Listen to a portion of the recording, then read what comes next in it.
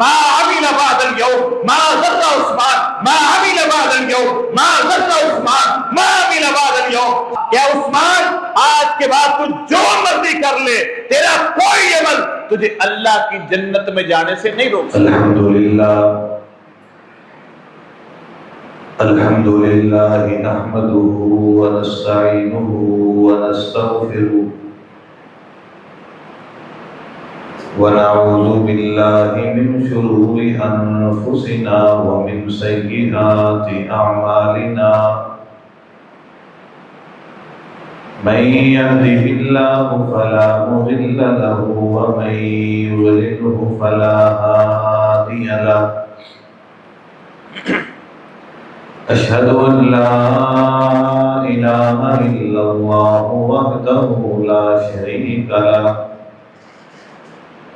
وأشهد أن محمدا عبده ورسوله.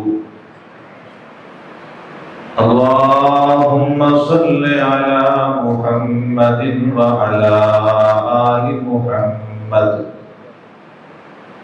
كما صليت على إبراهيم وعلى آل إبراهيم إنك حميد مجيد.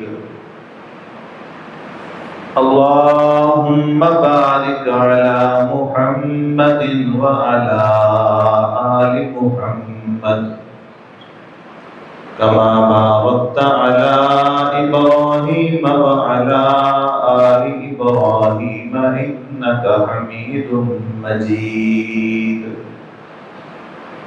أعوذ بالله السميع العليم وبوجهه الكريم من الشيطان الرجيم من همزه ونفخه ونفثه. بسم الله الرحمن الرحيم. لقد رضي الله عن المؤمنين إذ يبايعونك تحت الشجرة فعلم ما في قلوبهم فأنزل السكينة عليهم وأثابهم فتحا قريبا. ہر قسم کی حمد و ثنا اللہ تبارک و تعالیٰ کے لیے خاص ہے. بے شمار لاتعداد درود و سلام امام اعظم امام دین رحمۃ للعالمین جناب محمد رسول اللہ صلی اللہ علیہ وآلہ وصحبہ وسلم کی ذات اقدس مقدس اور مطہر پر. آج سے 2 دن پہلے 18 ذی الحجہ گزرا ہے. تو اس دن 2 مذاہب کی طرف سے مختلف اظہار محبت تھے، لیکن جن کے ساتھ محبت کا اظہار تھا وہ دونوں ہستیاں ہمارے ایمان کی جان اور ہماری پہچان. ایک ہستی جناب سیدنا عثمان بن عفان رضی اللہ تعالیٰ عنہ کی ہے، اور دوسری ہستی جناب سیدنا علی المرتضیٰ رضی اللہ تعالیٰ عنہ کی ہے. سیدنا علی کے حوالے سے ایک مذہب نے عید غدیر منائی جس کا اسلام اور شریعت کے ساتھ کوئی تعلق نہیں ہے. البتہ خطبہ غدیر برحق ہے، سچ ہے، اور اس خطبے میں امام کائنات نے جو فرمایا ہمارے لیے وہ ایمان ہے، ہم اسے تسلیم کرتے ہیں. ٹھیک ہے جی. اور دوسری شخصیت ہیں جناب سیدنا عثمان بن عفان رضی اللہ تعالیٰ عنہ. اگر میں یوں کہوں کہ تاریخ اسلام میں جو شخص مظلوم ترین ہے نا اسے عثمان کہتے ہیں. وہ کیسے کہ آپ دیکھیں کہ جس دن انتہائی دردناک کیفیت میں حضرت عثمان کو شہید کر دیا گیا، ہمارے بعض مسلمان بھائیوں نے اس دن بھی عید منائی.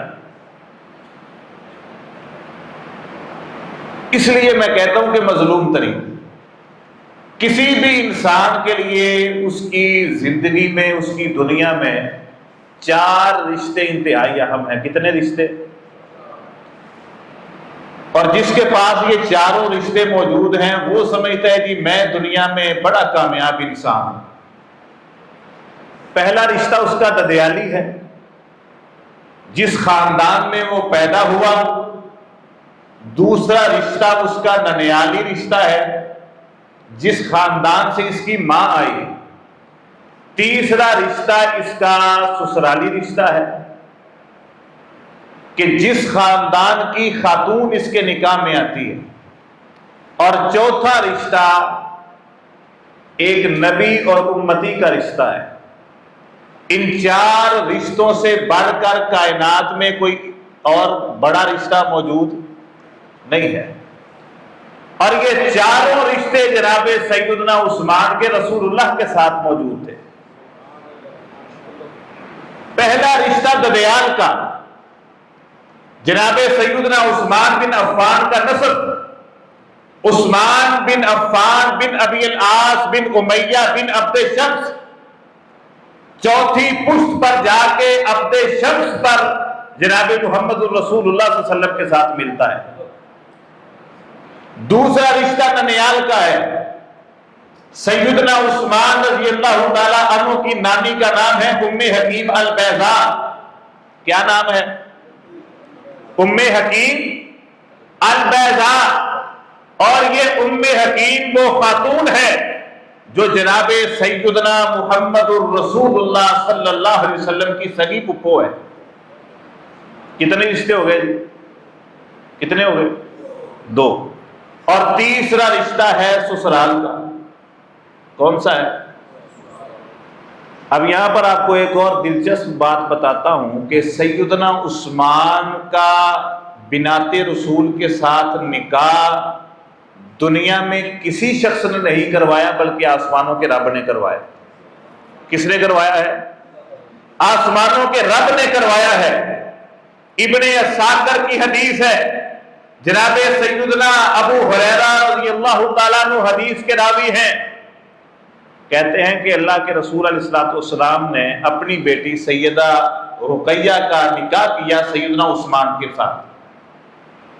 غزوہ بدر کے موقع پر ان کا انتقال ہوا۔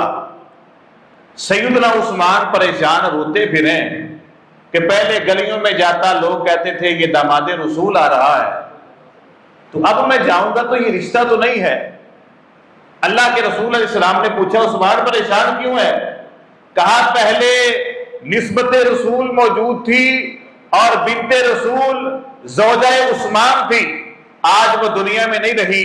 اللہ کے رسول علیہ السلام نے ارشاد فرمایا، کہا کہ عثمان سن لے، ھذا جبریل یخبرنی ان اللہ قد زوجک ام کلثوم۔ اے عثمان، یہ ابھی میرے پاس جبرائیل تشریف لائے ہیں اور انہوں نے کہا ہے کہ اے اللہ کے رسول علیہ السلام، ان اللہ قد زوجک ام کلثوم بمثل صداق رقیہ۔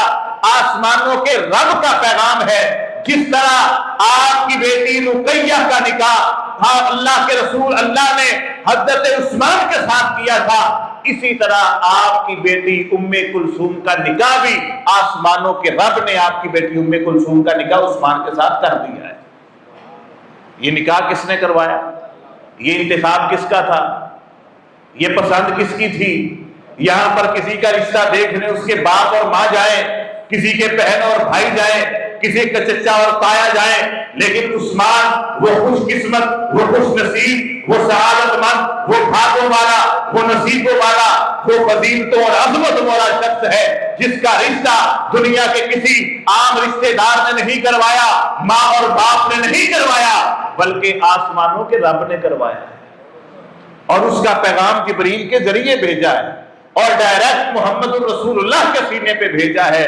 یہ تیسرا رشتہ بھی سیدنا عثمان کا جناب سیدنا محمد الرسول اللہ صلی اللہ علیہ وسلم کے ساتھ قائم تھا۔ اور چوتھا رشتہ سب سے اہم رشتہ، سب سے بڑا رشتہ، سب سے بنیادی رشتہ، یہ نقطہ یاد رکھیں، جب تک کوئی شخص کسی بھی اپنے اس دور پر موجود نبی کے ایمان کو تسلیم نہ کرے، اس کی نبوت اور رسالت کو تسلیم نہ کرے، وہ بھلے نبی کا باپ ہو، بیٹا ہو، بیوی ہو، بہن ہو، بھائی ہو، داماد ہو، سسر ہو، اگر اس پر ایمان نہیں لاتا تو اللہ کے ہاں اس کی قدر و قیمت۔ فرمایا ضرب اللہ مثلا للذین کفروا امرأۃ نوح وامرأۃ لوط كانتا تحت عبدین من عبادنا صالحین فخانتاہما فلم یغنیا عنہما من اللہ شیئا۔ فرمایا کہ ہمارے نبی نوح علیہ السلام اور جناب لوط علیہ السلام، یہ اللہ کے دو نبی، دو پیغمبر ہیں، ان دونوں کی بیویوں نے ایمان کو قبول نہیں کیا، ان کے دین اور شریعت کو قبول نہیں کیا، فرمایا جہنم میں جائیں گی۔ وَإِذْ قَالَ إِبْرَاهِيمُ لِأَبِيهِ آزَرَ أَتَتَّخِذُ أَصْنَامًا آلِهَةً إِنِّي أَرَاكَ وَقَوْمَكَ فِي ضَلَالٍ مُبِينٍ۔ فرمایا جد الانبیاء ابراہیم علیہ السلام کے والد آزر نے ان کے نبوت اور رسالت کو تسلیم نہیں کیا، وہ بھی جہنم میں جائیں گے۔ اور کہیں قرآن مجید میں فرمایا ضرب اللہ مثلا للذین آمنوا امرأۃ فرعون، جب فرعون کی بیوی ایمان لے آتی ہے، بھلے اللہ کے دنیا کے بڑے دشمن کے گھر میں ہے، لیکن جب ایمان قبول کر لیا فرمایا جنت میں جائے گی۔ اب رشتوں میں سب سے اہم رشتہ کون سا ہے؟ ایمان کا رشتہ، اسلام کا رشتہ۔ اور سیدنا عثمان بن عفان تو ان سعادت مند لوگوں میں ہے جن کے بارے میں قرآن کہتا ہے السابقون الاولون من المہاجرین والانصار والذین اتبعوهم بإحسان رضی اللہ عنہم ورضوا عنہ، جو پہلے اسلام قبول کرتے ہیں اللہ ان سے راضی ہے۔ اور یہ عثمان رضی اللہ تعالیٰ عنہ وہ شخص ہیں کہ جب انہوں نے اسلام کی، عثمان کوئی عام آدمی نہیں تھا، بڑا لینڈ لارڈ تھے، مالدار تھے، تاجر تھے۔ الاصابہ میں تو یہاں تک لکھا ہے کہ جب سیدنا عثمان کے تجارتی قافلے کسی شہر کا رخ کرتے تو شہر کے لوگوں کو زمین کی تھر تھڑاہٹ سے پتہ چلتا کہ ہمارے شہر میں عثمان کا تجارتی قافلہ داخل ہو رہا ہے۔ اتنی کثیر تعداد میں اونٹ ہوتے، سامان ان کے اوپر موجود ہوتا، اونٹوں کے قدموں سے زمین کانپتی اور شہر کے لوگوں کو پتہ چلتا۔ ایک ایسا انسان، ایسا دولت مند، ایسا سرمایہ دار اور قریشی خاندان سے، یہ بھی ایک غلط فہمی دور کر لیں۔ آج میری خواہش یہ ہے کہ ساتھ ساتھ غلط فہمیاں دور کی جائیں، صرف فضائل اور شہادت بیان نہ کی جائے۔ ہمارے ہاں عرف میں چلتا ہے جی وہ بنو امیہ خاندان کا ہے، وہ بنو قریش خاندان کا ہے۔ قریش خاندان کے سیدنا علی تھے، بنو امیہ خاندان کے عثمان تھے، معاویہ تھے اور جناب سفیان تھے، لہذا وہ دشمن ہے، یہ ہے وہ ہے۔ بنیاد ان سب کی ایک ہے، قریش کی اولاد میں سے ایک خاندان بنو امیہ تھا، ایک بنو ہاشم تھا۔ ان دونوں کا باپ کون تھا؟ ایک ہی تھا۔ دونوں کا باپ، خاندان بھی ایک تھا، ایک دادے کی اولاد تھی، ایک ہی خاندان تھا۔ اور بنو قریش جو خاندان رسول تھا، جنہیں محمد الرسول اللہ صلی اللہ علیہ وسلم کا خاندان کہا جاتا ہے، اس خاندان کے نزدیک سیدنا عثمان کی عظمت، ان کی محبت، ان کے پیار کا عالم یہ تھا کہ یہ ہمارے ہاں رواج ہے کہ جب چھوٹے بچوں کو مائیں سلاتی ہیں تو وہ اپنی گود میں لے کر لوری سناتی ہیں۔ تو مختلف لوریاں ہمارے ہاں پنجابی اور اردو کی چلتی ہیں، لیکن خاندان قریش کی عورتیں جب اپنے بچوں کو سلانے کے لیے لوری دیا کرتی تھی، کہتی تھی احبک والرحمن حب قریش لعثمان، اے میرے بچے مجھے رحمان کی قسم میں تیرے ساتھ ایسی محبت کرتی ہوں جیسی محبت خاندان قریش عثمان کے ساتھ کرتے ہیں۔ اس خاندان کی عثمان کے ساتھ محبت کی عورتیں اپنے بچوں کے سامنے مثالیں پیش کرتی۔ تو انہوں نے جب اسلام قبول کیا تو کیا انہیں تکلیف نہیں آئی تھی؟ انہیں آزمائش نہیں آئی؟ ان کے سگے چچاؤں نے ٹاٹ اور چٹائی کے ٹکڑے ان کے جسم کے گرد لپیٹ کر ان کے ناک میں دھونیاں دی، یہ شرم و حیا کے پہ کر یہ عظیم عثمان، عظیم انسان اس مصیبت سے گزرتے ہیں، اور ان کا مطالبہ ایک ہی تھا کہ اسلام چھوڑ دے، نسبت رسول اللہ کو قربان کر دے۔ فرمایا سارے ظلم سہ لوں گا لیکن یہ نسبت قربان نہیں کی جا سکتی، نہیں چھوڑا۔ یہ جناب سیدنا عثمان، خال الحسن والحسین سیدنا حسن اور حسین کے خالو، سیدنا علی کے ہم زلف، سیدہ فاطمہ کی بڑی بہنوں کے شوہر، رسول اللہ صلی اللہ علیہ وسلم کے دوہرے داماد، جن کے بارے میں اللہ کے رسول علیہ الصلوۃ والسلام نے فرمایا تھا، ابن اساکر کی روایت ہے، حضرت علی کہتے ہیں، راوی حدیث کے سیدنا علی کہتے ہیں سمعت النبی صلی اللہ علیہ وسلم، میں نے اللہ کے رسول علیہ السلام سے سنا، بھی عثمان کے متعلق آپ نے فرمایا لو ان لی 40، اگر میری ابنتن 40 بیٹیاں ہوتی، لو ان لی 40 ابنتن، اگر اللہ 40 بیٹیاں عطا کرتا، لزوجتک واحدۃ، میں ایک ایک کر کے عثمان کے نکاح میں دے دیتا۔ حدیث کے راوی سیدنا علی ہیں، روایت ابن اساکر کی ہے، کہنے والے امام کائنات ہیں، سرتاج الرسل ہیں، فرمایا اگر اللہ 40 بیٹیاں دیتا، ایک ایک کر کے عثمان کے نکاح میں دے دیتا، یہاں تک کہ میری ساری بیٹیوں کا نکاح سیدنا عثمان کے ساتھ ہو جاتا۔ آج ہماری بیٹیوں کو اگر کوئی ایک دماد خوش نہ رکھے، ہم اسے بھی اٹھا کے اپنے گھر میں لے آئیں، ہم اپنی بیٹی کو اپنے گھر میں رکھنا گوارا کریں گے، لیکن جو دماد ظلم کرے، زیادتی کرے، پریشان کرے، تنگ کرے، خرچہ نہ دے، خوش نہ رکھے، ہم اس کے گھر میں اپنی بیٹی کو نہیں رہنے دیں گے۔ یہ کیسے سوچا جا سکتا ہے، یہ تصور بھی کیسے کیا جا سکتا ہے کہ جو محمد رسول اللہ اپنی بیٹیوں کے ساتھ محبت و پیار ایسا کرے کہ آپ کی بیٹی آپ کے پاس تشریف لائیں، آپ اپنی چارپائی سے، اپنی مسجد سے کھڑے ہو کے اپنی بیٹیوں کا استقبال کریں، ان کی پیشانیوں پر بوسہ دیں۔ ایسا نبی کیسے ایسے داماد کے گھر میں اپنی بیٹی کو رکھ سکتا ہے جس سے اس کا دل خوش نہ ہو؟ کیسے گوارا کر سکتا ہے کوئی باپ؟ عثمان نے اپنے سسر کو خوشی ایسی دی تھی کہ سسر یہ بات کہنے پہ مجبور ہوئے کہ اگر 40 بھی ہوتی، ایک ایک کر کے تیرے نکاح میں دے دیتا۔ اگر آپ اس بات کی گہرائی کو سمجھیں نا، 2 بہنیں ایک مرد کے، ایک خامد کے نکاح میں نہیں آ سکتی، تو مفہوم یہ تھا ایک کی تیرے ساتھ شادی کروں مر جائے، پھر دوسری کی کروں مر جائے۔ فرمایا 40 بھی ہوتی، مرتی جاتی، تیرے نکاح میں دیتے جاتا۔ ابھی تو ایک فوت ہوئی ہے عثمان، یہ تو ایک فوت ہوئی، یہ تو 2 کا جنازہ اٹھا ہے، مجھے 40 کا بھی اٹھانا پڑتا اٹھا لیتا، لیکن میں اپنی بیٹیوں کا نکاح تیرے گھر میں کرتا۔ یہ جناب سیدنا عثمان بن عفان رضی اللہ تعالی کتب احادیث میں 53 مرتبہ اللہ کے رسول علیہ السلام نے اپنی زبان نبوت سے سیدنا عثمان کو جنت کی بشارت دی۔ کتنی مرتبہ؟ 50 یا 53۔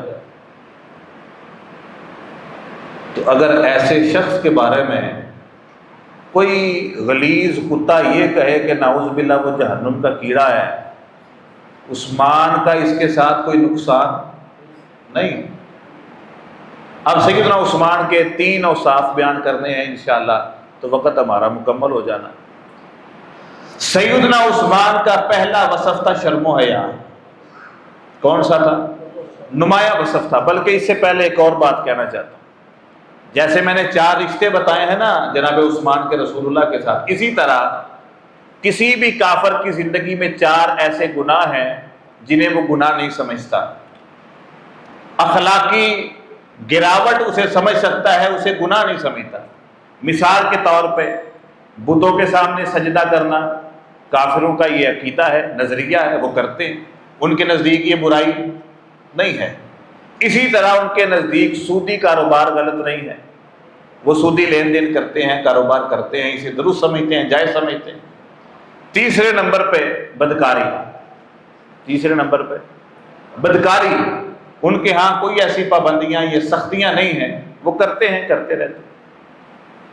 سیدنا عثمان بن عفان وہ شخص ہیں جنہوں نے قبول اسلام سے پہلے بھی کسی بت کے سامنے سر نہیں ٹیکا۔ حضرت صاحب اسلام قبول کرنے سے پہلے بھی کبھی بتوں کے معبدوں پہ جا کے ماتھا نہیں ٹیکا اس عثمان نے۔ اسلام قبول کرنے سے پہلے بھی کبھی زنا نہیں کیا، اسلام قبول کرنے سے پہلے بھی کبھی شراب نہیں پی، اسلام قبول کرنے سے پہلے بھی کبھی سودی کاروبار نہیں کیا۔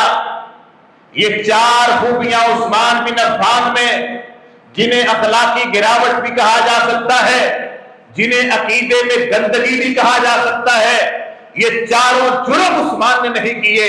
اور شرم و حیا ایسی تھی، اکثر کہا کرتے تھے جس دن سے میں نے یہ ہاتھ محمد الرسول اللہ کے ہاتھ پہ رکھ کے بیعت کی ہے، اس دن سے اپنا یہ ہاتھ میں نے اپنی شرمگاہ کو بھی نہیں لگایا۔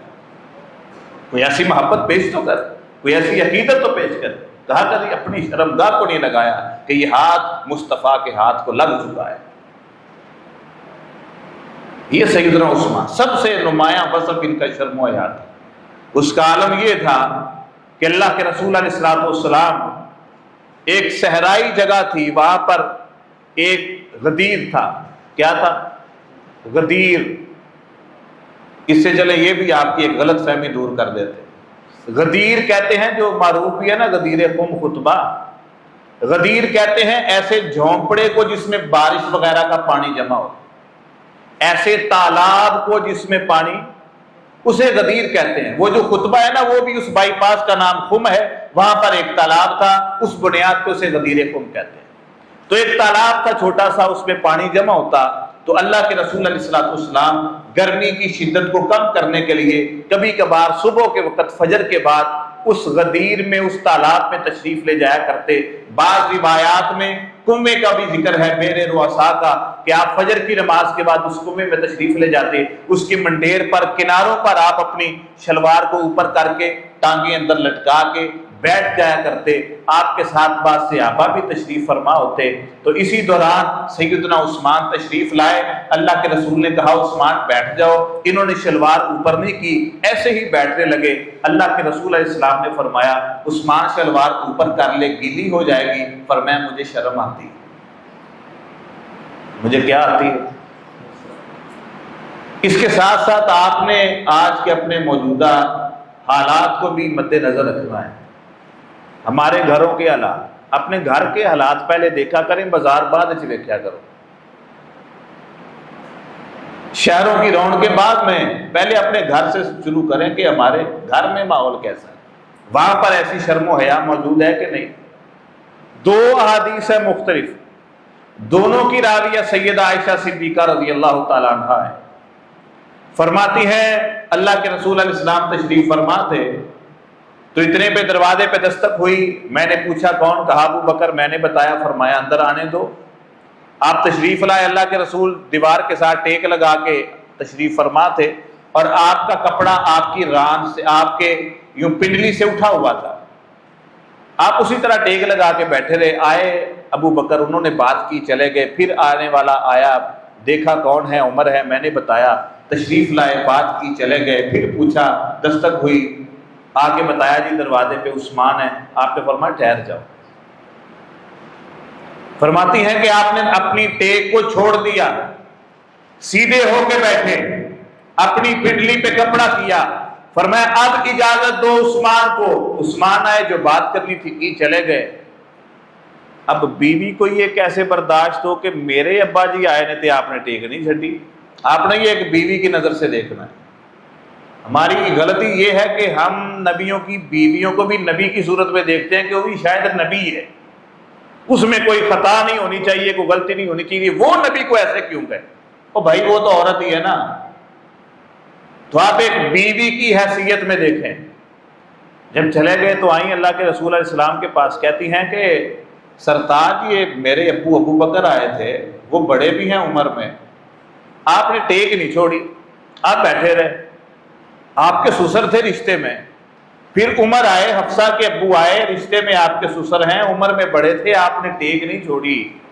تو بعد میں جو آیا تھا وہ تو رشتے میں بھی چھوٹا ہے، عمر میں بھی چھوٹا ہے۔ پہلے آنے والے سسر تھے، بعد میں آنے والا داماد ہے۔ پہلے آنے والے رشتے کے اعتبار سے باپ کی حیثیت رکھتے ہیں، بعد میں آنے والا رشتے میں بیٹے کی حیثیت رکھتا ہے۔ تو آپ نے ٹیک کو چھوڑ کیوں دیا؟ فرمایا عائشہ جس انسان سے آسمانوں کے فرشتے حیا کرتے ہیں، میں محمد کیوں نہ کروں؟ اور دوسری روایت میں آپ نے فرمایا عائشہ مجھے خدشہ تھا، انی خشیت، میں ڈر گیا کہیں ایسا نہ ہو میری پنڈلی سے کپڑا ہٹا ہوا دیکھ کر عثمان بغیر بات کیے واپس چلا جائے۔ مجھے یہ خوف تھا کہ کہیں عثمان بغیر بات کیے واپس نہ چلا جائے۔ ایسا باحیا انسان تاریخ میں مجھے تو نہیں ملتا۔ دوسرا وصف اور خوبی سیدنا عثمان رضی اللہ تعالیٰ عنہ کی انفاق فی سبیل اللہ تھی، اللہ کی راہ میں خرچ کرنا۔ آج بھی مسجد نبوی کے بجلی کا بل سیدنا عثمان کے اکاؤنٹ سے ادا ہوتا ہے۔ اس سے بڑی بات میں نہیں کر سکتا۔ آپ کی اللہ کی راہ میں خرچ کرنے کی اس سے بڑی بات کیا بندہ کرے کہ آج بھی کروڑوں کا بل مسجد نبوی کا، جہاں جانے کو ہم سعادت سمجھتے ہیں، جہاں کی اے سیوں کی ٹھنڈی ہوائیں ہم لیتے ہیں، تو اگر کوئی بد قسمت بھی وہاں پر جاتا ہے، کوئی بدبخت بھی جاتا ہے، کوئی عثمان کو نعوذ باللہ جہنمی کیڑا بھی کہنے والا جاتا ہے، تو وہ تو احسان فراموش ہے کہ عثمان دے پیسیاں جو اے سیاں دیاں ٹھنڈیاں واواں لے کے پونکدا ہے عثمان تے۔ کیفیت یہ تھی انفاق فی سبیل اللہ۔ میں نے بتایا نا کہ 53 مرتبہ جنت کی بشارت، صرف ایک مجلس میں اللہ کے رسول علیہ السلام نے کم و بیش 16 مرتبہ سیدنا عثمان کو جنت کی بشارت دی۔ وہ جب جیش الاسرا کے لیے اعلان کیا، لانے والے اپنی اپنی حیثیت اور استطاعت کے مطابق مال لائے اور دربار رسالت نے پیش کر دیا۔ ان مال لانے والوں میں سیدنا عثمان بھی تھے۔ اللہ کے رسول کے دربار میں کھڑے ہوئے کہا جی 100 گھوڑا اونٹ دوں گا۔ کتنے اونٹ؟ اللہ کے رسول نے فرمایا نہیں عثمان یار تھوڑے نے بتا دے۔ ایک سورا حضرت صاحب جوائی نو یہ گل کہے کنا کو مان ہوئے گا؟ ایک سورا اپنے جوائی نو یہ گل کہہ دے کہ پتر جو تو دیتا ہے تھوڑا ہے بتا دے، کتنا یقین ہوگا اس پہ؟ فرمایا اللہ کے رسول 200 کر دے۔ فرمایا نہیں تھوڑا ہے۔ فرمایا صرف اونٹ نہیں، لدے لدائے سامان کے اونٹ۔ فرمایا یہ بھی تھوڑا ہے۔ فرمایا اللہ کے رسول 300 کر دیں۔ نہیں تیرے لیے تھوڑا ہے۔ فرمایا 400 کر۔ میں تو دل میں یہ بھی بات آتی ہے کہ شاید عثمان یہ چاہتے تھے کہ اللہ کے رسول بار بار کہیں، ایک ہی بار میں نے اکٹھے سارے دے دیے تو حکم کی ایک بار تعمیل ہوگی، آپ بار بار کہیں گے اور میں بار بار دیتا جاؤں گا، اللہ کے رسول کی بار بار اطاعت کرتا جاؤں گا۔ فرمایا 500 کر دیں، 600 کر دیں، 700 کر دیں، 800 کر دیں، 900 کر دیں۔ فرمایا ابھی بھی تھوڑا ہے۔ فرمایا جی 900 اونٹ لدے لدائے سامان کے، ان کے ساتھ 100 گھوڑا بھی دیتا ہوں۔ فرمایا ٹھیک ہے۔ ہر بار اللہ کے رسول نے فرمایا عثمان فی الجنہ، عثمان تو جنتی ہے اور دے۔ پھر کہا عثمان جنتی ہے اور دے 10 مرتبہ۔ پھر سیدنا عثمان بن عفان 5.5 کلو سونا اسی جیش الاسرا کے موقع پر دربار رسول میں حاضر کرتے ہیں۔ اللہ کے رسول یہ بھی قبول کیجئے۔ پھر گئے 1000 دینار ایک تھیلی میں رکھے، اللہ کے رسول علیہ السلام کے سامنے پیش کیے۔ فرمایا یہ بھی قبول فرمائے۔ صحابی کہتے ہیں اللہ کے رسول علیہ السلام نے اس تھیلی کو کھولا، اپنی جھولی میں ڈھیلا اور اللہ کے رسول ان دیناروں کو اپنے ہاتھوں پہ کبھی دائیں سے بائیں کے اوپر پھینکتے، کبھی بائیں سے دائیں کے اوپر پھینکتے اور بار بار کہتے ما ضر عثمان ما عمل بعد اليوم، ما ضر عثمان ما عمل بعد اليوم، ما ضر عثمان ما عمل بعد اليوم۔ صحابی کہتے ہیں آپ بار بار کہتے گئے، 20 آسینین کم از کم آپ نے 9 مرتبہ یہ جملہ کہا کہ عثمان آج کے بعد تو جو مرضی کر لے، تیرا کوئی عمل تجھے اللہ کی جنت میں جانے سے نہیں روک سکتا۔ یہ عثمان بن عفان تھے رضی اللہ۔ وہ جب تجارتی قافلہ لے کر آئے مدینہ میں سیدنا عمر کے دور میں، قحط پڑا، تجارتی قافلہ سیدنا عثمان کو خبر ملی مدینہ میں قحط ہے، اس کا رخ موڑ دیا مدینہ کی طرف۔ مدینہ کے تاجر نے مدینہ کی منڈیاں چھوڑی، جا کے شام کے راستوں پہ کھڑے ہوئے اور عثمان سے کہنے لگے عثمان تیرا مال ہم دگنے ریٹ پر خریدنے کے لیے تیار ہیں، دے دے۔ فرمایا مجھے اس سے زیادہ ملتا ہے۔ کہا 3 گنا زیادہ دے دیں گے، کہا اس سے بھی زیادہ ملتا ہے، کہا 4 گنا زیادہ، کہا اس سے بھی زیادہ ملتا ہے، کہا 5 گنا، کہا اس سے بھی زیادہ ملتا ہے، کہا 10 گنا، کہا اس سے بھی زیادہ مجھے مل رہا ہے، کہا 100 گنا، کہا مجھے اس سے بھی زیادہ ملتا ہے۔ تاجر حیران ہو گئے، مدینے سے کیڑا تگڑا تاجر جم پہ جڑا 100 گنا ود تجارت منافع دے رہا ہے۔ کہنے لگے ٹھیک ہے جان دو، جڑا لے گا دیکھاں گے۔ یہاں لوگ پہلے بھوک سے مار رہے ہیں اور یہ کہتے ہیں مجھے 100 گنا سے بھی زیادہ پرافٹ ملتا ہے۔ اب آئے عثمان کے قافلے کے پیچھے پیچھے، مدینہ میں پہنچے، سیدنا عثمان نے اعلان کروا دیا، کہا لوگوں میرا قافلہ مدینہ میں موجود ہے، جسے جو چاہیے آ کر لے جاؤ۔ لوگ آئے، ضرورت کا سامان اٹھایا چلے گئے۔ تاجر آئے عثمان کے پاس، کہا پرافٹ کہاں ہے، کتنا ملا ہے؟ کہا 700 گنا ملا ہے۔ کہا کہاں سے؟ کہا میرے رب کی طرف سے۔ کہا میں نے اس کے نام پہ اپنا سارا تجارتی قافلہ قربان کر دیا ہے، اب میرا رب جانے اس نے مجھے کتنا دینا ہے، 700 گنا تو میرا پکا ہے۔ یہ تھے سیدنا عثمان رضی اللہ تعالیٰ۔ اگر اس سے رک کے ایک بات آگے کہہ دوں نا، مجھے نہیں پتا گجرات والوں کا ہاضمہ کیسا ہے، ٹھیک ہے جی، گجرات والے کا ہاضمہ ٹھیک ہے کہ نہیں؟ آپ نہیں سمجھتے ہاضمے کو۔ ایک سوال آپ سے کرنا ہے، جواب کوئی بندہ دے سکتا ہے تو دے دے، جے لڑیا جے نہ۔ سیدنا علی المرتضیٰ رضی اللہ تعالیٰ عنہ کا کاروبار کیا تھا؟ کوئی بندہ جواب دے سکتا ہے تو دے دے۔ کاروبار کی سی حضرت صاحب؟ سن ہو نا، ابو بکر تاجر تھے، عمر اونٹ کا کاروبار کرتے، عثمان کی تجارتیں سنتے ہیں، عبد الرحمن بن عوف سونے کا کاروبار کرتے، تمام صحابہ کی اس طرح ملتی ہیں۔ کاروبار کیا تھا سیدنا علی کا؟ چلیں سیدنا حسن کا کاروبار بتا دیں کیا تھا، نہیں پتا۔ سیدنا حسین کا بتا دیں کیا تھا۔ مسلم بن عقیل کا کیا تھا؟ کسی نے نہیں پتا؟ باج چنگے بندے ہو، میں سنیا کہ اہل بیت نال محبت بڑی، تو انہوں پتہ ہی نہیں کام کی۔ اچھا یہ آپ کو نہیں پتا۔ اب اس سے اگلی بات، آپ نے یہ تو سنا ہے نا علماء سے کہ جیڑا بندہ حضرت علی رضی اللہ تعالیٰ عنہ دے در تے آندا رہا ہے، کدی خالی نہیں گیا، یہ سنیا جے کہ نہیں؟ جیڑا آ گیا خالی نہیں گیا، جن نے آ کے کیا جی کچھ دے دیو دے دیا، جس نے آ کر کچھ مانگا دے دیا۔ سیدہ فاطمہ تو زہرا کے گھر میں کوئی آیا، کچھ مانگا دے دیا۔ اب سوال یہ ہے، دیا ہے، کمایا کچھ نہیں، آیا کہاں سے؟ وہ جو اللہ کے رسول نے غدیر خم کے موقع پہ کہا تھا نا، اذکرکم اللہ فی اہل بیتی، اور میرے صحابہ جان سارو سن لو، میرے مرنے کے بعد میرے اہل بیت کے ساتھ کوئی ظلم نہ کرے، ان کا خیال کرنا تو میں اللہ کا واسطہ دیتا ہوں۔ صحابہ نے اپنے دور میں اہل بیت کے گھر میں نہ راشن ختم ہونے دیا ہے، نہ ان کی عزت میں کمی آنے دی۔ یہ عثمان جیسے خلفاء تھے جنہوں نے لاکھوں درہم و دینار اہل بیت کو وظیفے کی صورت میں دیے، دیگر کو بھی دیے، سب کو دیے، لیکن باقیوں کی نسبت بڑھ کر اہل بیت کو دیتے تھے کہ ان کا دوہرا حق ہے۔ یہ انفاق فی سبیل اللہ۔ جو عثمان مدینہ کی منڈیوں میں تجارت روک کے عام لوگوں پہ خرچ کرتے، وہ اہل بیت پہ کتنا خرچ کرتا ہوگا؟ 10,000 درہم اپنے دور خلافت میں اہل بیت کے افراد کے لگائے ہوئے تھے۔ یہ محبت اور پیار تھی ان کے ساتھ۔ تیسرا وصف سیدنا عثمان رضی اللہ تعالیٰ عنہ کا، وہ تھا اطاعت رسول، اتباع رسول۔ مجھے تو اپنی زندگی میں شاید کوئی ایسا اطاعت کا جذبہ کسی اور بندے میں نظر نہیں آتا۔ صحابہ کرام میں بھی ہر کسی کا اپنا مقام و مرتبہ تھا، ہر کوئی دوسرے سے بڑھ کر تھا، لیکن بعض اوصاف ہوتے ہیں جو ایک سے بڑھ کر دوسرے میں موجود ہوتا۔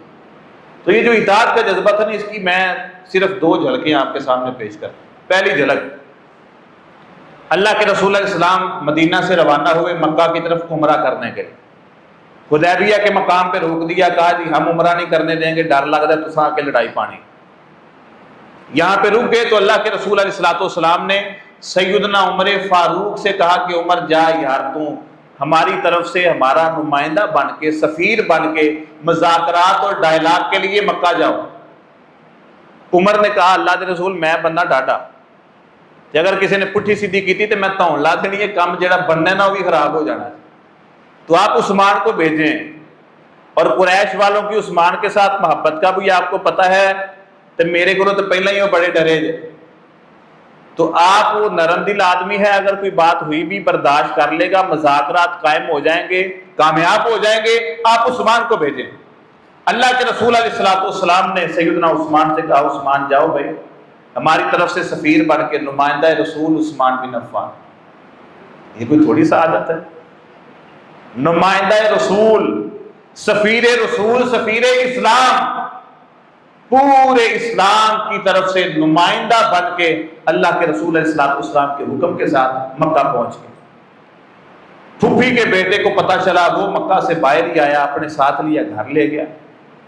گھر گئے، نہائے دھوئے، کپڑے تبدیل کیے، تہبند باندھا اونچا کر کے، تو قریش والے اپنے کپڑے کو ٹخنوں سے نیچے لٹکانے کو فخر سمجھتے تھے، عزت سمجھتے تھے، سرداری کی یہ علامت اور نشانی تھی ان کے ہاں کہ شلوار ٹخنوں سے نیچے ہوگی۔ تو سیدنا عثمان نے جب تہبند اونچا کر کے باندھا نا، تو پھوپھی کا بیٹا بولا عثمان تینوں کی ہو گیا، چودھریاں دے خاندان ہے، کم کیڑا کیتا ہی، چودھریوں کے خاندان کا ہے تو نے کام کیا کیا ہے؟ کہا کیا ہوا ہے؟ کہا تو شلوار اتنے کر لئیے، تینوں نہیں پتا کہ یہاں پر سرداری کی علامت ہے کہ شلوار یا تہبند کو ٹخنوں سے نیچے رکھنا۔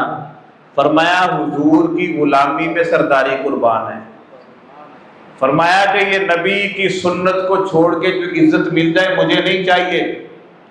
کہا چلو ٹھیک ہے آؤ۔ ان کا نا ایک معمول تھا، مکہ والوں کا، ہے کافر تھے، مشرک تھے، لیکن معمول تھا کہ جب بھی کوئی شہر سے مکہ آتا تو پہلے وہ بیت اللہ کا طواف کر دے، اگر کسی نے شہر سے جانا ہوتا تو پھر بھی جاتے ہوئے آخر پہ مکہ بیت اللہ کا طواف کرتے، پھر روانہ ہوتے۔ پھوپھی کا بیٹا کہتا چلو یار اب جانا ہے چودھریوں کے ساتھ بات کرنے کے لیے، تو پہلے بیت اللہ کا طواف کرو پھر ادھر چلتے ہیں۔ کہا پاگل سمجھے تو ہمارے نبی کو حدیبیہ میں روک کر کہتے عثمان طواف کر لے، جب تک میرے نبی یہاں پر نہیں آئیں گے میں طواف نہیں کرنا۔ نبی کے بغیر بیت اللہ کا طواف نہیں کیا۔ ادھر حدیبیہ کے مقام پہ صحابہ آپس میں باتیں کرنے لگے، ایک دوسرے سے کہتا یار قربان جائیں عثمان کی عظمت پہ، ہم یہاں پر ہے وہ وہاں مزے سے بیت اللہ کا طواف کرتا ہو۔ اب دیکھیے گا حضور نے ایسے نہیں کہہ دیا تھا 40 بھی ہوتی تیرے نکاح میں دے دیتا، کوئی بھرم تھا، ایسے نہیں 10 بار کہہ دیا تھا ابھی تھوڑا ہے اور دے، کوئی مان تھا، کوئی یقین تھا۔ اللہ کے رسول تک یہ جب بات پہنچی نا تو آپ نے صحابہ کو بلا لیا، آپ نے فرمایا کی سمجھتے عثمان، تم کیا سمجھتے ہو عثمان کو؟ تم نے پہچانا نہیں عثمان کو؟ میرا یقین ہے جب تک میں بیت اللہ میں جا کے اس کا طواف نہیں کروں گا میرے بغیر عثمان بھی طواف نہیں کر سکتا۔ یہ محبت رسول اور اطاعت رسول سیدنا عثمان رضی اللہ تعالیٰ عنہ کی ایک جھلک کہ امام کائنات کے بغیر بیت اللہ کا طواف گوارا نہیں ہے، اور نبی کی سنت میں سرداری کی علامات قربان کرتی ہے کہ نبی کی سنت کے ہوتے ہوئے ہمیں کسی اور سرداری کی ضرورت۔ دوسری جھلک، اللہ کے رسول علیہ السلام نے سیدنا عثمان بن عفان رضی اللہ تعالیٰ عنہ سے کہا کہ اے عثمان لعل اللہ یقمصک قمیصا، میرا اللہ تجھے ایک قمیص پہنائے گا، اور منافق وہ قمیص اتارنے کی کوشش کریں گے لیکن تم نے وہ اتارنی نہیں، حتی تلقانی، یہاں تک کہ تیری جنت میں میرے ساتھ ملاقات ہو جائے۔ خلافت کی طرف اشارہ کیا، بلکہ اس سے پہلے ایک اور حدیث سنا دیتا ہوں۔ پہلے وہ اس حدیث کو آپ اپنے ایمان کی علامت سمجھ لیں۔ ہمارے ہاں نا ایک جملہ معروف ہے، جدھر علی ہے بس وہی حق جے، اکھاں بند کر کے اس پارٹی والے ہو جاؤ بس وہی حق جے۔ نعوذ باللہ باقی باطل ہے، عثمان باطل ہے، معاویہ باطل تھا، عائشہ باطل تھی، اس لیے میں پہلے پوچھا ہی گجرات والے کا ہاضمہ ٹھیک ہے کہ نہیں۔ اللہ کے رسول علیہ السلام کی حدیث، مسجد نبوی میں تشریف فرما، آپ کے گرد صحابہ کرام موجود ہیں، اللہ کے رسول علیہ السلام کے سامنے سے ایک شخص نے اپنے سر کے اوپر چادر لی ہوئی اور اپنا منہ اس چادر میں دیا ہوا گزر کے جا رہا ہے.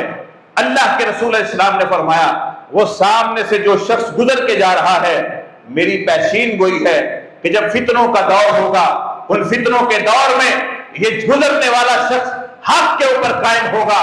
اگر کوئی شخص یہ چاہتا ہے کہ آنکھیں بند کر کے حق کو پہچان لے, حدیث رسول یہ تھی اس شخص کے ساتھ مل جانا. صحابی رسول پاس سے اٹھے, بھاگتے ہوئے گئے, اس شخص کے چہرے سے چادر اتاری, دیکھا سامنے عثمان ہے, آپ کے چہرے کو امام کائنات کی طرف گھماتے ہوئے کہا اے اللہ کے رسول کیا آپ نے اس انسان کے بارے میں کہا ہے؟ آپ نے فرمایا ہاں اس کے بارے میں کہا ہے, فتنوں کے دور میں یہ شخص حق پہ ہوگا. اب دوسری حدیث سمجھے, فرمایا کہ اللہ تجھے خلافت کی قمیض پہنائے گا, منافق وہ اتارنے کی کوشش کریں گے لیکن تو نے اتارنی. ایک دفعہ اونچی بولو ہاں, اللہ کے رسول نے فرمایا تم نے اتارنی. حتی تلقانی, یہاں تک کہ تیری ملاقات میرے ساتھ ہو جائے. خلافت کی پیشن گوئی کس نے دی؟ امام کائنات نے.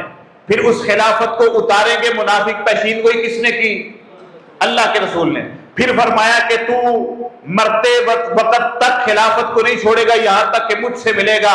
اللہ کے رسول علیہ السلام کے ساتھ جنت میں ملاقات کی پیشین گوئی بھی کس نے کی؟ خود رسول اللہ صلی اللہ علیہ وسلم.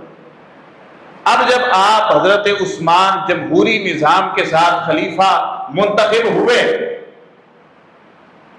تو آپ کے ساتھ سب سے پہلا الزام یہ لگایا گیا کہ آپ نے اقربا پروری کو پروان چڑھایا ہے, اپنے رشتہ داروں کو آپ نے گورنر بنایا ہے.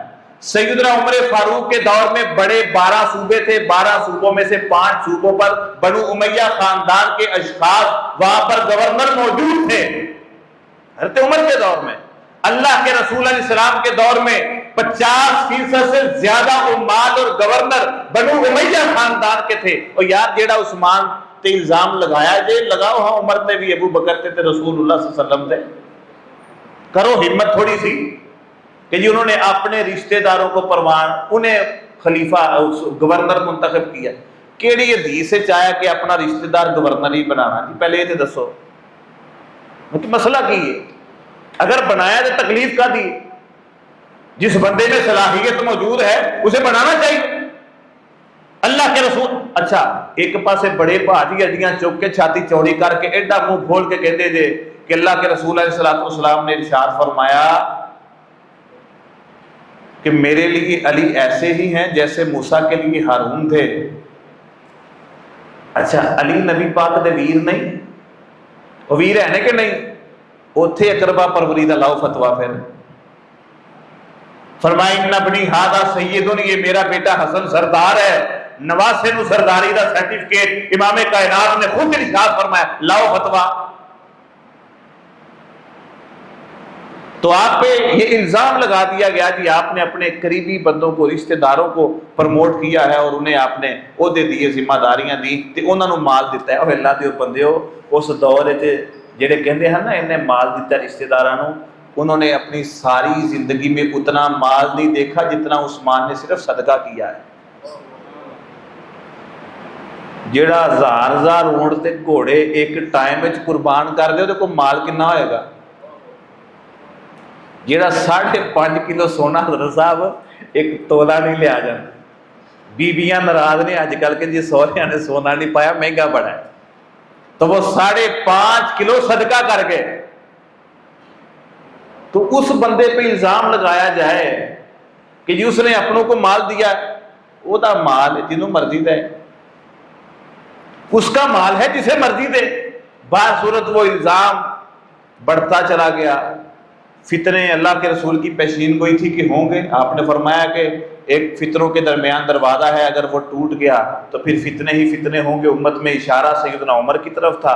عمر کی شہادت ہوئی, فتنوں نے جنم لیا, اور پھر پیشین گوئی کی حضرت عثمان نے اپنی شہادت کے وقت اگر مجھے ایسے مار دیا پھر اکٹھے نماز نہیں پڑھ پاؤ گے, پھر یہ امت کے فتنے ختم نہیں ہوں گے. آج تک وہ دراڑ موجود ہے, یہ قیامت تک شاید رہنی, اللہ ختم کر دے.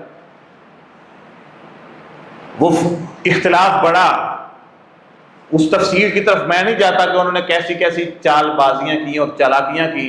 حج کا زمانہ تھا, صحابہ کرام مکہ کی طرف مدینہ سے چلے گئے تھے، عثمان مکہ میں تھے، چند ایک صحابہ یہاں پر موجود تھے، باقی عام لوگ تھے، کچھ مکہ حج کی طرف چلے گئے، کچھ دوسرے علاقوں میں موجود تھے، کچھ کو ذمہ داریاں سونپ دی وہاں پر چلے گئے۔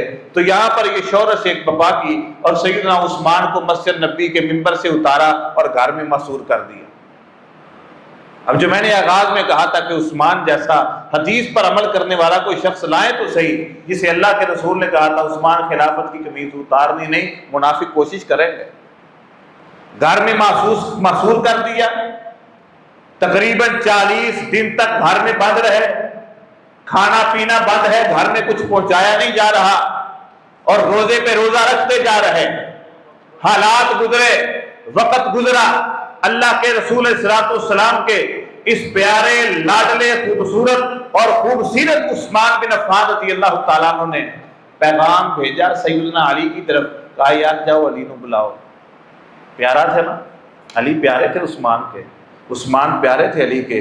جب عثمان نے خلافت سنبھالی تھی نا، سب سے پہلے آپ کے ہاتھ پہ بیعت کرنے والے کا نام علی ہے رضی اللہ، پیار تھا۔ کہا یار بلاؤ جاؤ۔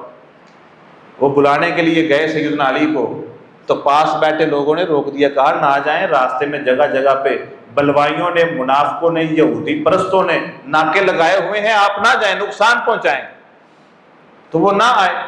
اس نے آ کے بتایا کہ وہ آنا چاہتے تھے، انہوں نے آنے نہیں دیا پاس والے بندوں نے۔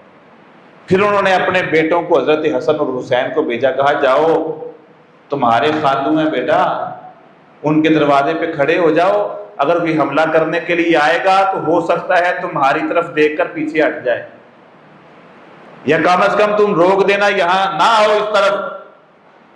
اب سیدنا عثمان رضی اللہ تعالیٰ عنہ اپنے گھر میں معصور ہیں، مدینہ کے حالات انتہائی خراب ہیں۔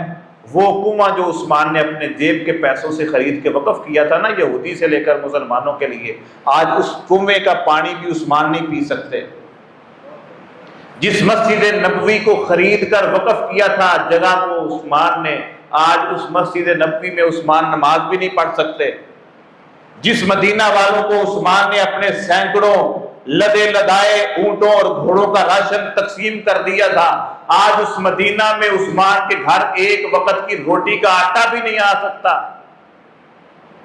گلی میں کھڑے لوگ آپس میں باتیں کر رہے، وہی بلوائی کہ ہم تو اسے جان سے ہی مار دیتے ہیں کام ختم ہو۔ سیدنا عثمان نے کھڑکی سے سنا، جا کے اپنی بیوی نائلہ سے کہا نائلہ میرا قصور کی ہے، میرا جرم کیا ہے، یہ مجھے مارنا کیوں چاہتے ہیں، یہ میرے جان کے دشمن کیوں بنے ہوئے ہیں، میں نے کیا کیا ہے؟ پھر آئے اپنے گھر کی کھڑکی پہ، لوگوں نے دیکھا، اکٹھے ہوتے گئے کھڑکی کے سامنے، تو سیدنا عثمان نے یہاں پر 2 باتیں کی۔ پہلی باتیں یہ تھیں، کہنے لگے کہ میں نے اللہ کے رسول علیہ الصلوۃ والسلام کی زبان سے سنا ہے کہ 3 گناہ ایسے ہیں جن کی وجہ سے کسی کو قتل کیا جا سکتا ہے۔ اگر کسی نے کسی کو ناحق قتل کیا ہے بدلے میں مار دیا جائے۔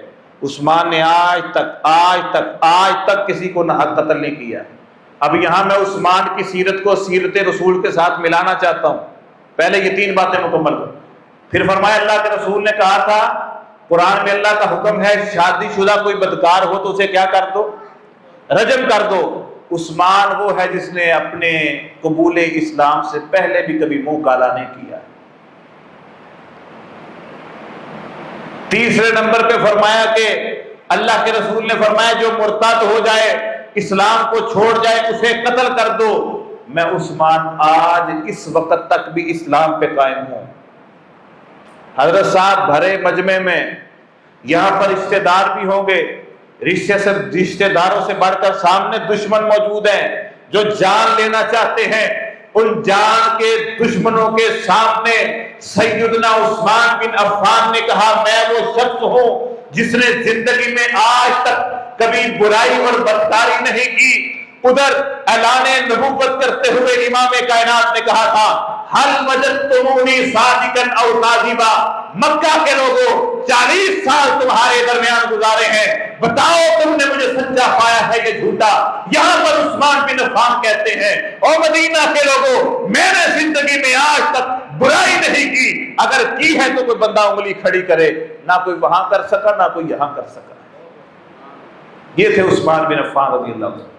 پھر فرمایا کیا میں وہی عثمان نہیں کہ جب تمہیں ایک ظالم یہودی مہنگے داموں میٹھے پانی کے کنویں کا پانی فروخت کیا کرتا تھا، میں نے حکم رسول کے ساتھ وہ کنواں خرید کے وقف کر دیا تھا، اور اللہ کے رسول نے کہا تھا جو خرید کے وقف کرے گا میں جنت کی ضمانت دیتا۔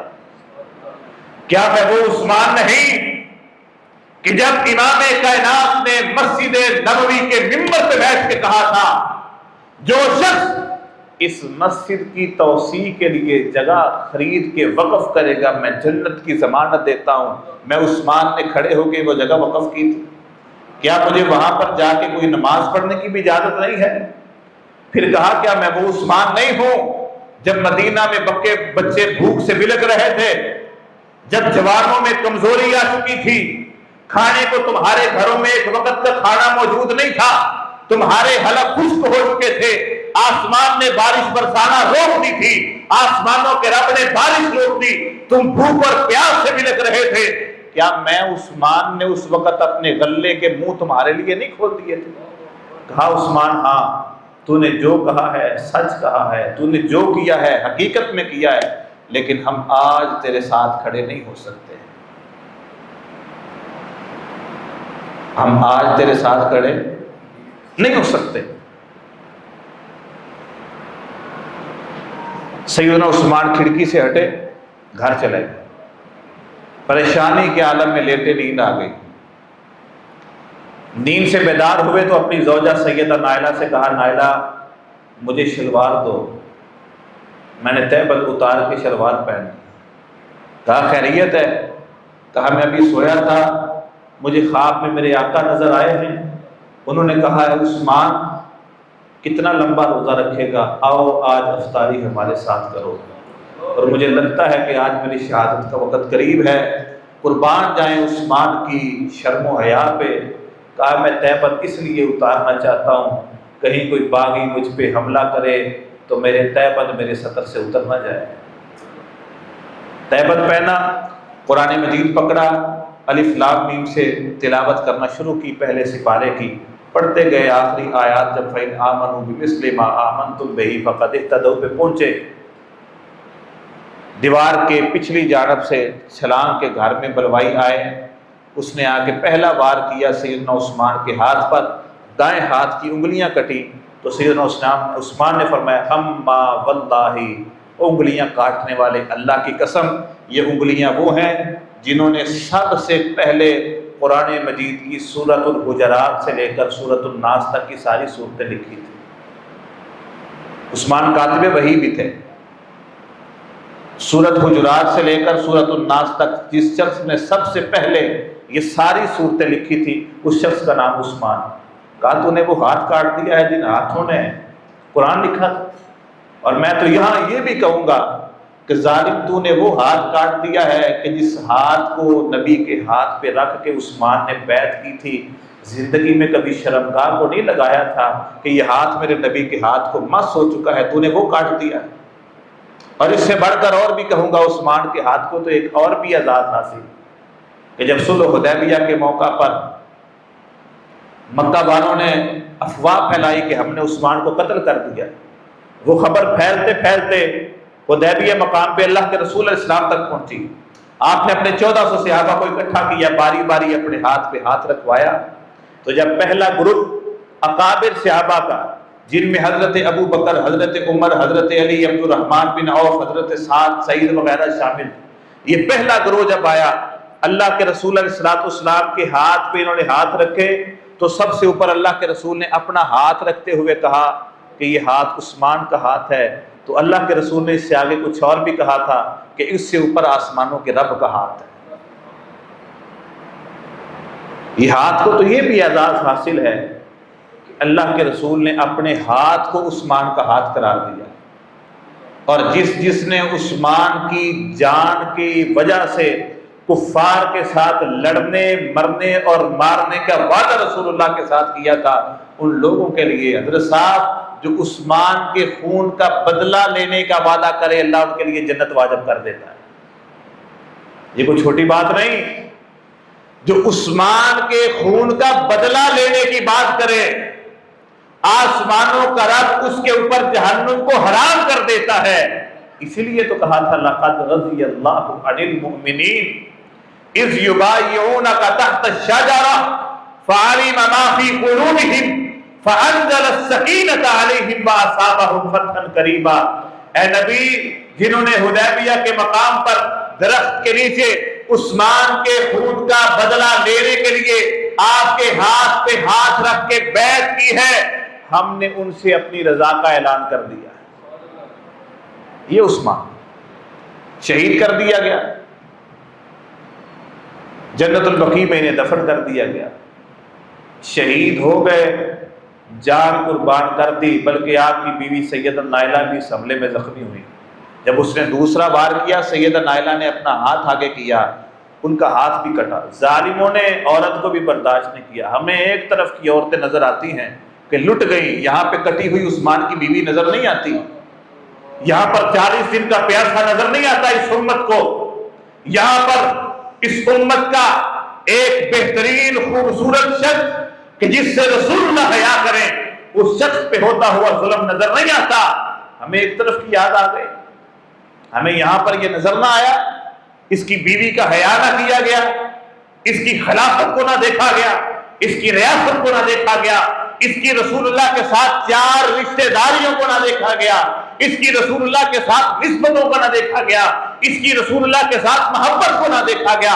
ساری عظمت و فضیلتوں کو بالائے طاق رکھتے ہوئے انہیں ظلم اور دردناک اذیت دیتے ہوئے شہید کر دیا گیا، اور اللہ کے رسول علیہ السلام کے ساتھ ملاقات ہوئی، اپنی جان قربان کر دی، لیکن اللہ کے رسول کے حکم کو مانتے ہوئے اپنی خلافت کو چھوڑا نہیں۔ یہ حکم رسول تھا، اس حکم رسول کی اتباع میں عثمان نے اپنی جان قربان کی۔ نہیں تو جتنا اللہ نے مال دیا تھا، جتنا خاندان تھا، نام حسب اور نسب تھا، چھوڑ دیتے خلافت کو، چلے جاتے کسی اور علاقے میں جا کے شاہانہ زندگی بسر کرتے، ٹھاٹ باٹ کی زندگی بسر کرتے، لیکن سب کچھ قربان کیا اللہ کے رسول علیہ السلام کی ایک حدیث کی وجہ سے۔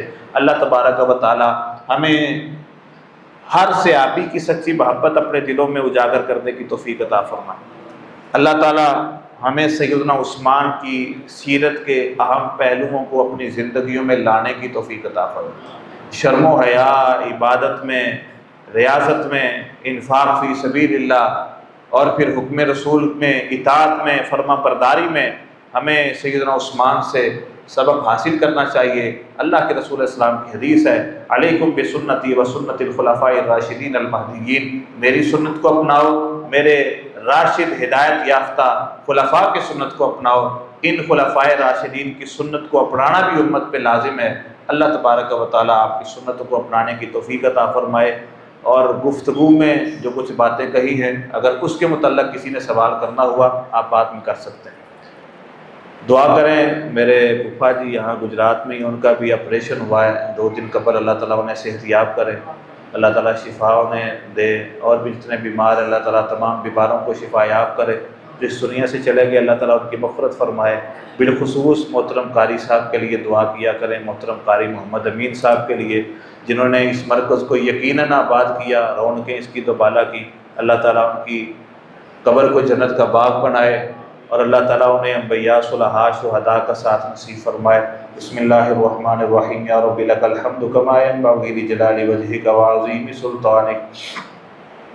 اللہم صلی علی محمد وعلی آل محمد کما صلیت علی ابراہیم وعلی آل ابراہیم انک حمید مجید۔ اللہم بارک علی محمد وعلی آل محمد کما بارکت علی ابراہیم وعلی آل ابراہیم انک حمید مجید۔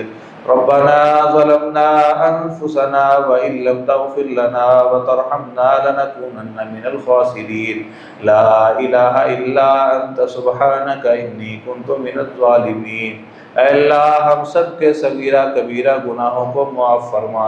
اے اللہ ہم بڑے گناہ گار، بڑے خطا کار، بڑے سیاہ کار ہیں، ہم سب کے گناہوں کو نیکیوں میں تبدیل فرما، پریشان حالوں کی پریشانیاں دور فرما، جو مصیبتوں میں پھنسے ہیں اللہ نجات عطا فرما، بے اولادوں کو نیک صالح اولاد عطا فرما۔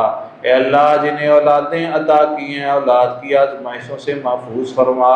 تیرے سامنے تیرے جتنے بندوں نے بندیوں نے ہاتھ پھیلائے ہیں اے اللہ میں ان کے دلوں کی حسرتوں کو نہیں جانتا، ان کے دلوں کی ان کی خواہشات کو میں نہیں جانتا، آپ تو دلوں کے بید جاننے والے ہیں۔ اے اللہ ان سب کی نیک تمنائیں پوری فرما، ان کی نیک جائز حاجات پوری فرما۔